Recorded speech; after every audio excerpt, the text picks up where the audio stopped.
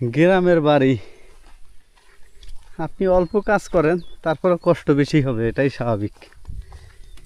এই যে দেখেন কি রোদ, তার মধ্যে একটা ছাতা নিয়ে আসছি, কিন্তু মনে হয় না যে ছাতায় কিছুই হচ্ছে।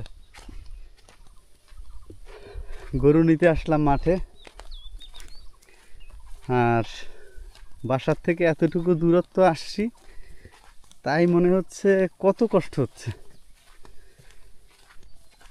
আল্লাহ, গ্রামের মানুষ আসলে অনেক কষ্ট করে।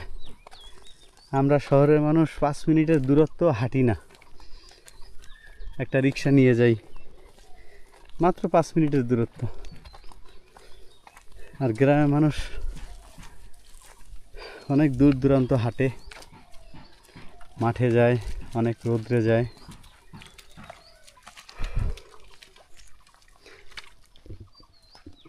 গ্রামে আসলে এই পার্থক্যটা বোঝা যায়।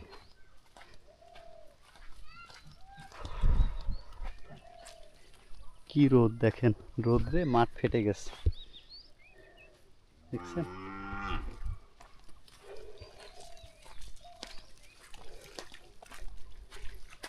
এই গরু দুইটা আমাদের, ইনশাল্লাহ একটা কোরবানি দেওয়া হবে, আর একটা হয়তো সেল দিয়ে দিব, কারণ গরু পোষা অনেক কষ্টের, বিশেষ করে লোক না থাকলে তো আরো কষ্ট।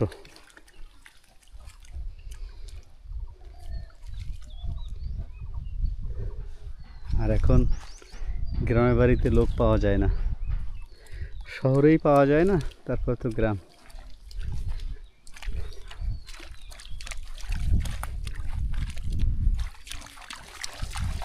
আগে দেখেছি আমার দাদার বাড়ি 7-8 জন পরবাসী বুঝেন? পরবাসী হচ্ছে যারা চাষাবাদ করে, হ্যাঁ, তাদেরকে পরবাসী বলা হইতো। 7-8 জন লোক থাকতো। আর এখন লোক পাওয়া খুবই মুশকিল। হ্যাঁ,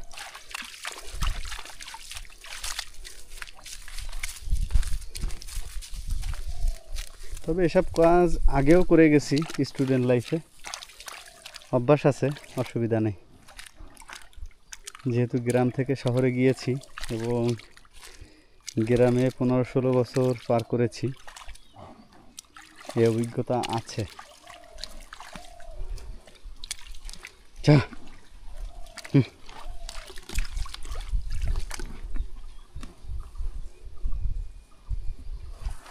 এই যে পানি দেখতেছেন কত ক্রিস্টাল ক্লিয়ার, এটা হচ্ছে লবণ পানি। আমাদের বাগেরহাটে কিছু কিছু অঞ্চল আছে যেখানে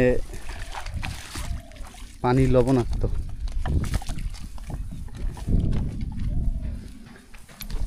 আর এই যে দেখেন একটা রাস্তা, এই রাস্তাটা আওয়ামী লীগের আমলে পিচ হওয়ার কথা ছিল, তখন কাজ ধরছিল এবং বালিও ফেলেছিল, শুধু খোয়া ফেলে নাই, মানে সময় পায় নাই আর কি। তো তখন তো কাজ বন্ধ হয়ে যায় এবং কন্ট্রাক্টর যারা ছিল ওরা তো আওয়ামী লীগপন্থী ছিল, তাই তারা পালিয়েছে। এখন বেহাল দশা হচ্ছে জনগণের, যত কষ্ট ভোগ করে সব জনগণ। এই রাস্তাটা ভালো ছিল, ইটের রাস্তা ছিল, আপনার ইজি বাইক থেকে শুরু করে সব ধরনের গাড়ি চলতো। আর এখন মানুষ চলাই দায়, দেখেন রাস্তার অবস্থা।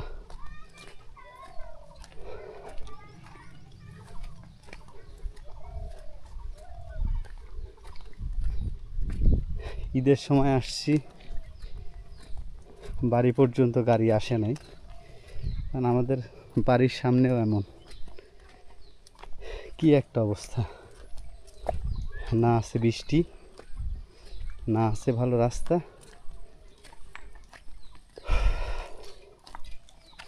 এই দেখেন সাইকেল নিয়ে যায় কত কষ্ট করে।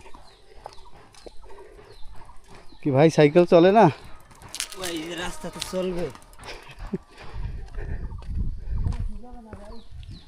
আল্লাহ ভরসা হয়ে যাবে ভাই।